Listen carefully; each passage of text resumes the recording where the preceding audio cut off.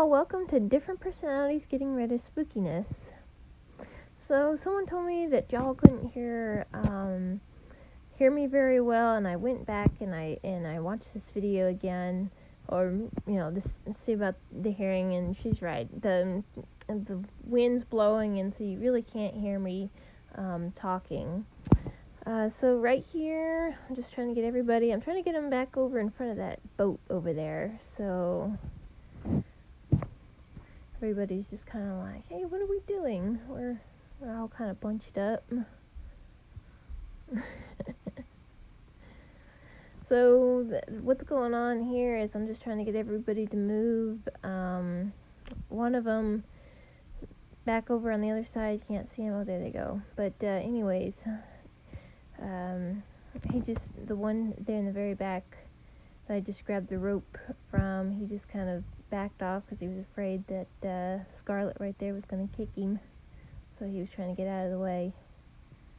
Scarlet was thinking about it, but there she moved. She's just wanting to do her own thing. So there we go, get everybody situated. So I was trying to get everybody, wanted to make sure I had everybody in the camera. These two in the back, they're like, hey, I don't really want to come up. Those two there that didn't really want to come up, that's David Flagg and Ashley Marr. That's their horses. And then Scarlet, the one that was kind of bouncing all over the place there, and I had to kind of let go of her rope there because she's kind of wanting to do her own thing. There I'm backing her up. Now I'm getting backing Frappy up. Those are Kylie and Kara Schroeder's horses. Let's see, all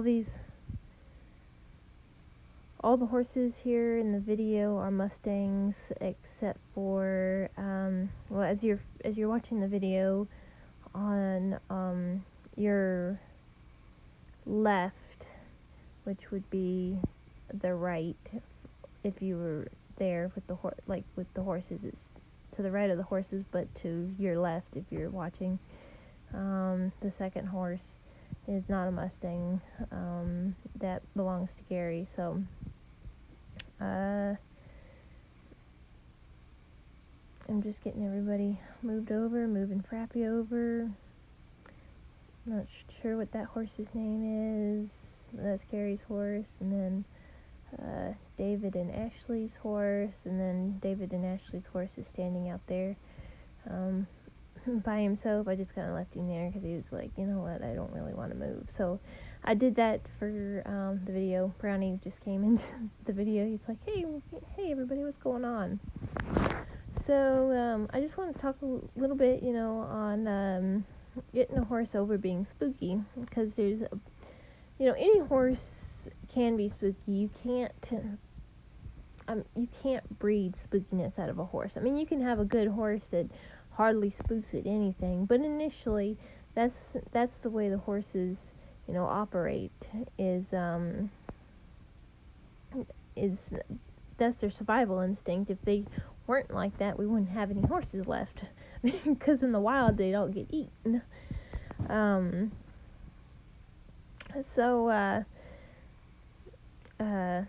Well, right here I'm just kind of moving everybody over. There's David and Ashley's horse.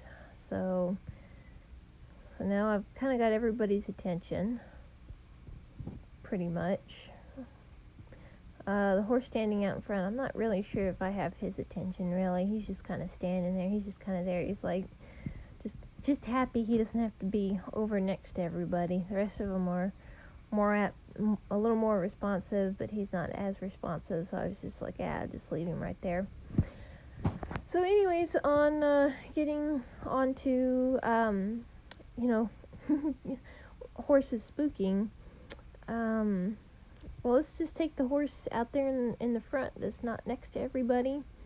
That's David and Ashley's little horse, one of their little horses. He's on the lazy side, so initially he's not really scared of a whole lot. Now sometimes, of course things can scare him, and the funny thing about a lazier horse, when you're messing with them, sometimes they have a more, and he has not offered to buck, and he has not bucked at all, first saddling and all that stuff. So he's been doing really good. I'm really pleased when a horse does that.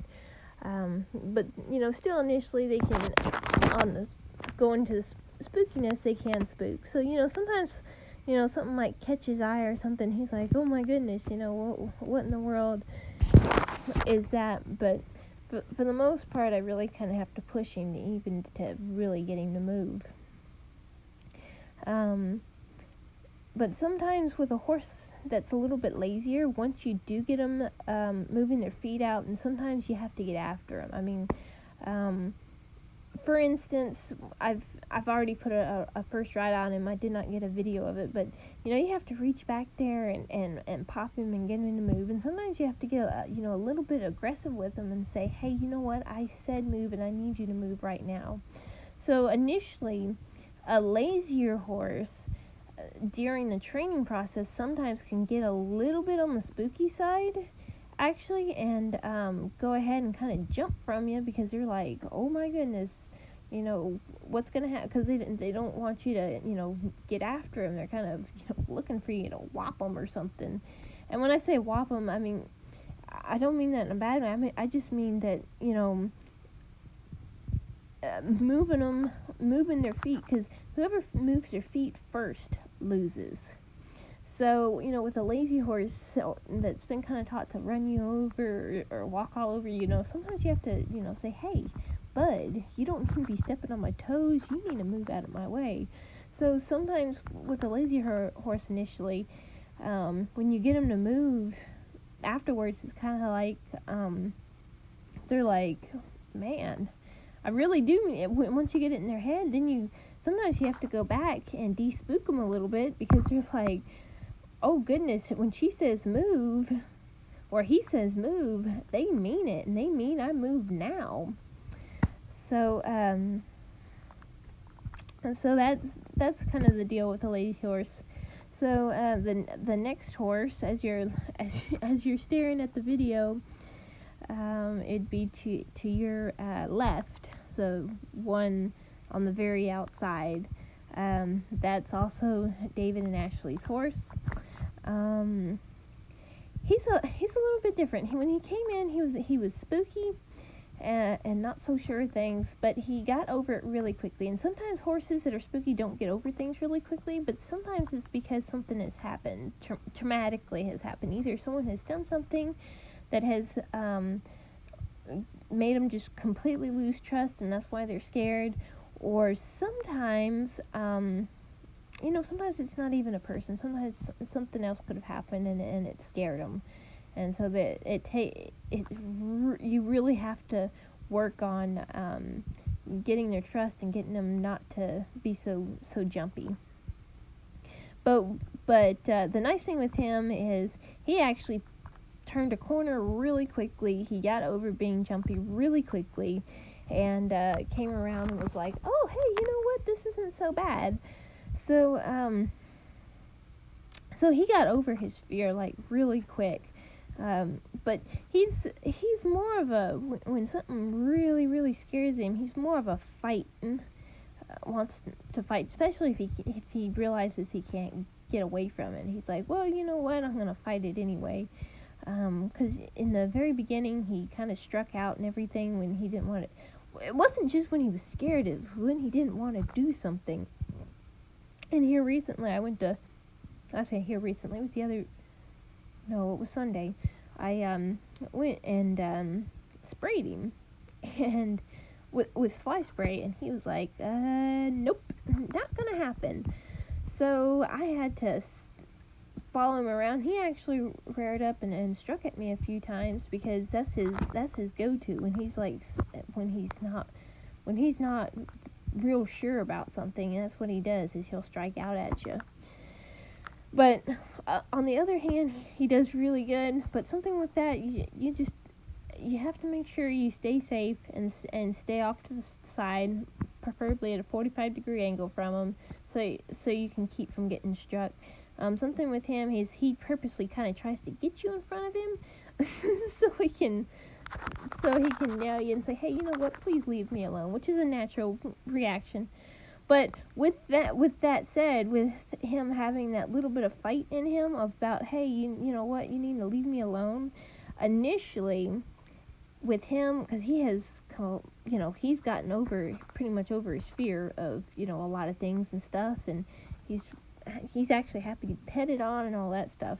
But what happens with a horse like that, I kind of personally like a horse like that. Might seem kind of silly, but a horse like that, usually once they come along, they'll do just about anything for it. I mean, you could take them and they'd die with you. Like, you could go to battle with them, because they just have a huge heart, and once they connect with you, they're just like, come on, let's go. What are we doing? Where are we going?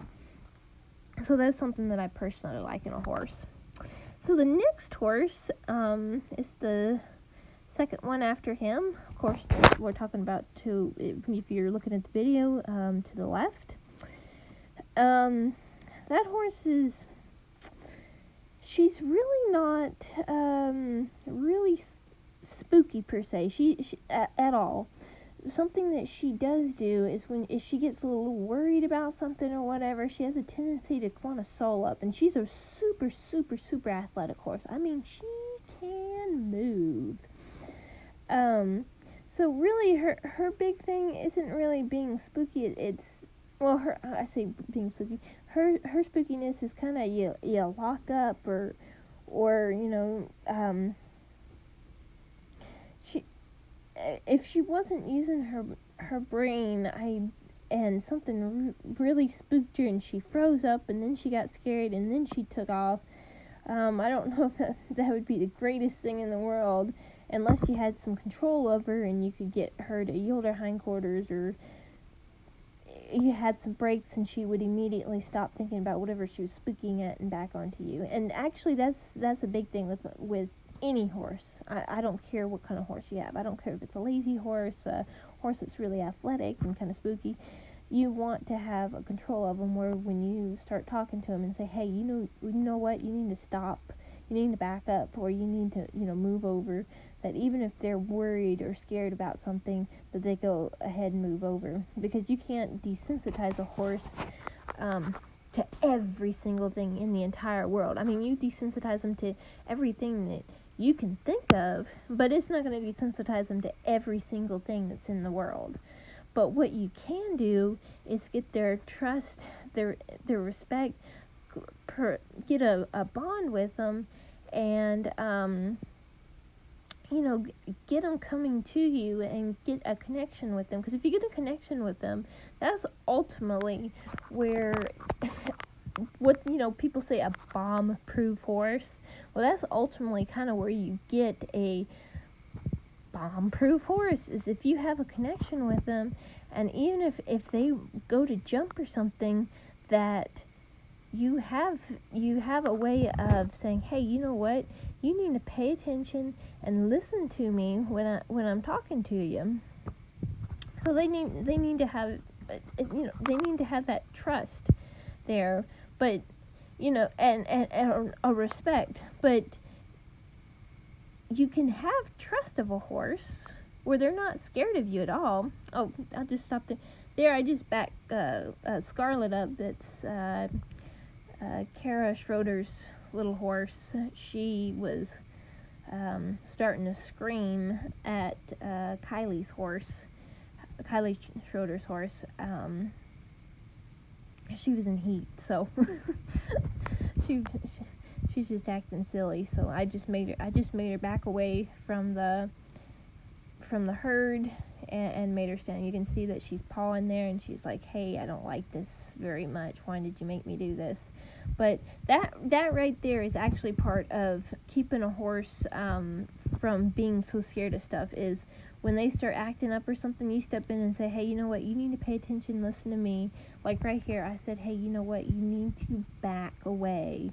You need to stay out there because I'm the boss of this whole little herd here, and you need to respect that. But going back to what I was saying is you can have a horse respect you. Oh, sorry, I say respect you. I mean, what was I saying? Sorry, trust you. You can have a horse trust you, but they don't respect you. So initially, you can bring it. For instance, you can bring a tarp up. You can have them cross stuff. I mean, they'll just kind of follow you around wherever the heck you go. Like, they don't care. I mean, a bomb could go off and they don't care. Just for example. But when you ask them to move and you say, hey, you know what? You're fixing to step on my toes, or you need to back off because you're running me over. When it comes to that, they don't have any respect for you at all.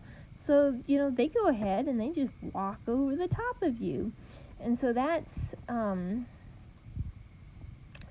where, you need the respect. Now, you can have respect out of a horse where they initially, when you say, hey, move, you don't need to run me over, get out of my way, where they're like, yes, sir, yes, ma'am, I'll get out of your way. No worries. Don't worry about that. I can get out of your way. But they don't have the trust for you. So when you start presenting things, when you start pulling stuff out, they want to move. They don't even want to be with you at all. They want to leave. And so you also need that trust there as well. So you need the respect and you need the trust out of the horse, because if you don't have both of those, those two go together. If you just have one or the other, it can turn into a disaster. So going on to Kylie's horse, you can't really, she's over there on the other side of me, you can't really see her here in the video. From the get-go, she's always been really calm. Nothing has ever really bothered her. Even she's a little bit on the lazy side, but even with her being on the lazy side, she's actually one that even getting after and having to say, hey, you know what, you need to move, and you need to move now when I ask you to. She never actually got spooky, like I was talking about earlier about a lazy horse, getting spooky when you start getting after them and saying move, and they're like, oh no, you're gonna make you're gonna whack me or whatever, to make me move. She never got like that. She's always been pretty calm and just chill and could care less.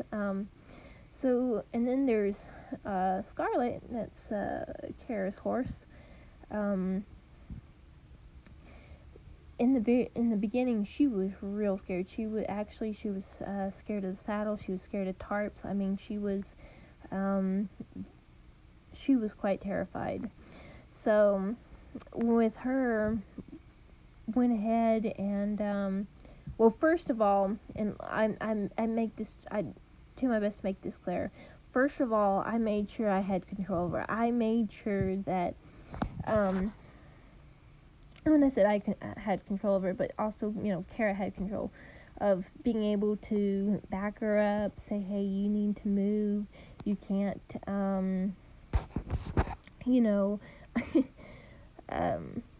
just basically do what you want, because she needed to kind of learn some different stuff. She was pretty easy to teach because she had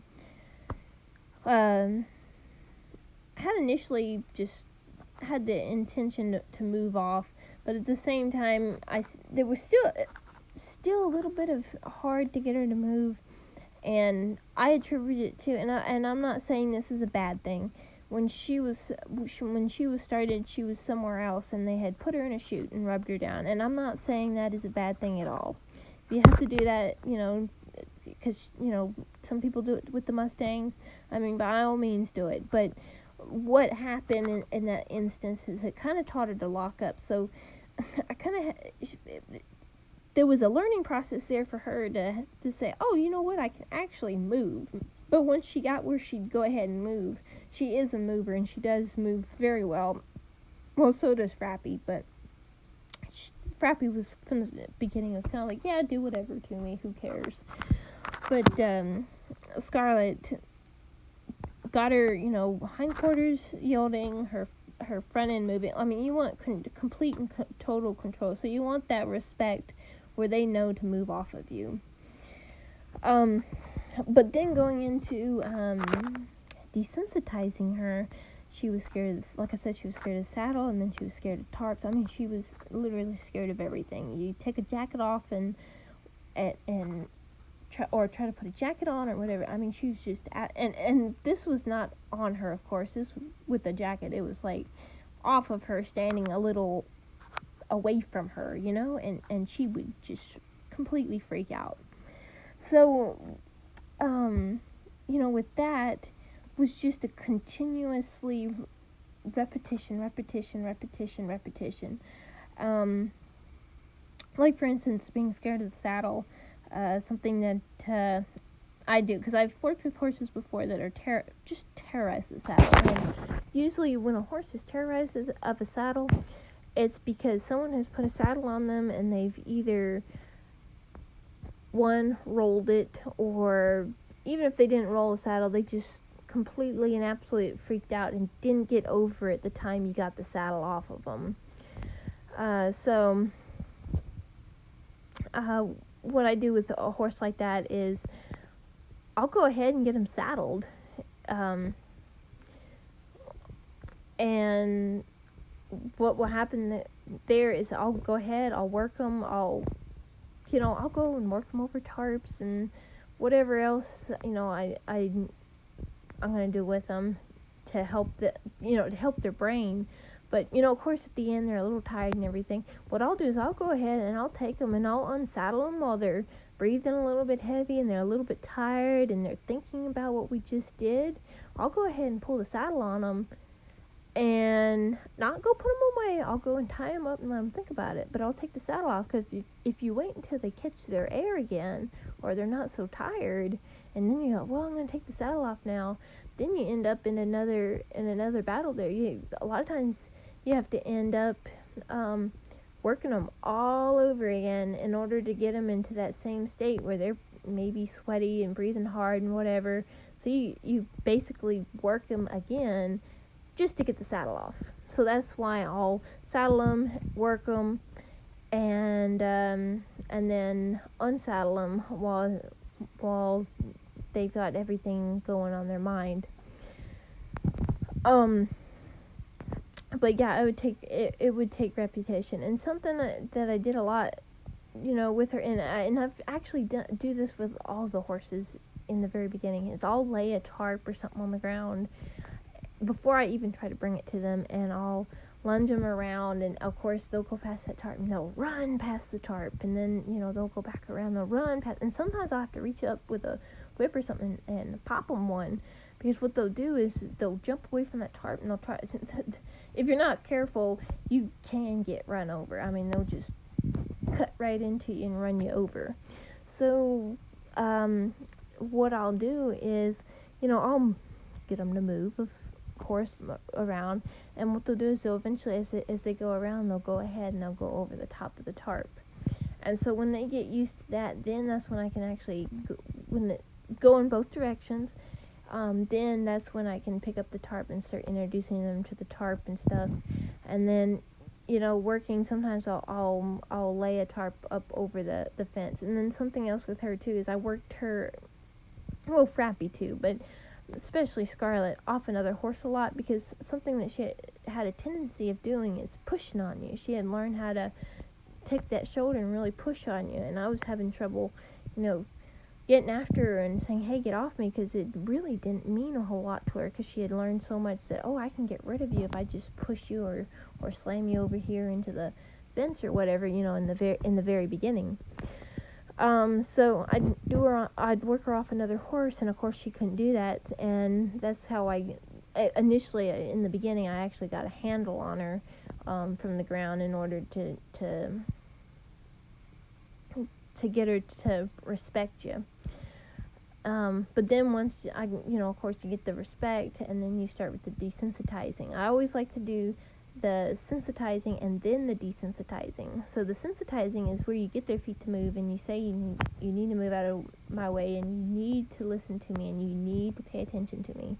And then, of course, like y'all know, a lot of y'all know, the desensitizing is where you get them going over tarps or mattresses or bridges or whatever else, you have them go over or through or under, any of that stuff. But you get that respect first, and then you come back and you do the desensitizing, and you get you work on getting their trust. But when I say work on getting their trust, even when you're getting their feet to move and you're saying, hey, you need to pay attention and listen to me, you're actually getting their trust there as well, because it's going through their mind, oh my gosh, you can get me to move. You actually stepping up and being the herd leader. And then when you start asking them over stuff, even if you have to work a little bit to get them over something, because they're like, you know what, I really don't want to do this, and then they do it and nothing happened to them, they're fine and they haven't gotten hurt. What happens to them is then it's like, oh, you know what, that's not so bad. It's not so bad at all. And they start associating, you get them to move and then going over stuff with, oh, okay, this isn't hurting me at all. So their trust level for you then elevates or builds, because not only can you get them to move, you can get them to move their feet in, forwards, backwards, left, and right, but you can also get them to go over stuff and it's not going to hurt them. So that's another place where a horse's trust level and the spookiness starts to disappear. And with Kara's little horse there, Scarlet, the one that I kept backing up right in here, it actually took quite a while, because she was so scared, and but now she'll you can walk her over tarps, and you can't see it, but it's over out of the camera. I've got a bag, a feed sack that's hanging on the fence, and that used to terrorize her, and now she pays no attention to it whatsoever. Oh, a little tip on getting a horse over being scared of, tarps or bags, anything plastic that's, rattles and crackles and all that stuff. Something that I have found, and this is not something you want to just use overall, because I don't like to use treats as just the main source of helping to train a horse. But I've got to say, if you take a plastic bag, because I found it, how I found out is, eating snacks or whatever and then starting to feed the horse. If you get a plastic bag and it's rattling whatever, and you get the horse's favorite treat, and you rattle that bag and then you give them a treat, they start to associate that rattling and that crackling of that bag with food. And a lot of times, a lot of horses will get over being scared of tarps and stuff. Another thing that can help that I've done before is put a tarp on the ground. Just spread a tarp out, and if it's windy, you might want to take some blocks on all the corners of it, and maybe on the sides or whatever, and anchor it down so the wind's not blowing it and it's flapping all over the place. But just put it down on the ground and pour some feed on it. Let the horse get a horse that's spooky, and if you don't think they're going to walk across it right away, just put it at the edge, pour some feed on it, and they'll come up there and eat, and they'll eventually get where they're, pretty good with that, because they are associating that with food. And for me personally, a horse that you can just work and get over a tarp and not have to do that with them, I won't use it. But if I have a horse that is just absolutely terrified, every day is kind of a new day, and you're struggling to get them where they're not scared of the tarp, that's a good way to get them over being terrified of the tarp, is just start feeding on it. You can feed on the side, and you can slowly, push that feed over toward the middle of that tarp, and so they don't really have much of a choice. They got to step on it in order to get to the food. So, but like I said, if you put some blocks on it or something, and the wind's not flapping it around or making it move, or just take a plastic bag or whatever, and crackle it. Or if you can't crackle it, if they're just scared of the sight of it, every time you give them a treat, just have that bag and reach over and give them a treat, and they'll start associating every time they see that bag there's a treat, so they're eventually going to get over being scared of that bag. And like I said, I won't use it if I can get them over being scared of the tarp or the bag. If I can get them over it without having to do that, I completely and totally will. And actually with Scarlett, we just kept, it took a while, but we kept working. Did not put a tarp on the ground for her to do that. Probably would have been a good idea though. But something that we did do is that Kylie and Kara both would bring treats for the horses. Of course, it's in plastic bags, and it's going crackle crackle. So she eventually got, when she hears that crackle crackle, she's like, "Hey, where's the food, everybody?" So it's just something that could just help y'all get them over being scared. So I truly hope this video helps y'all, and just like we want trust and respect from the horses, and for them to follow pretty much our guidelines, just want y'all to remember that God also wants our trust and our respect, and for us to follow his guidelines. I know that our world today doesn't really do that anymore, but that's what our country is founded on, and so it is founded on God, and now people don't want that, and that's a big part of what has made our country great. So hope y'all remember that. Hope this video helped, and God bless y'all.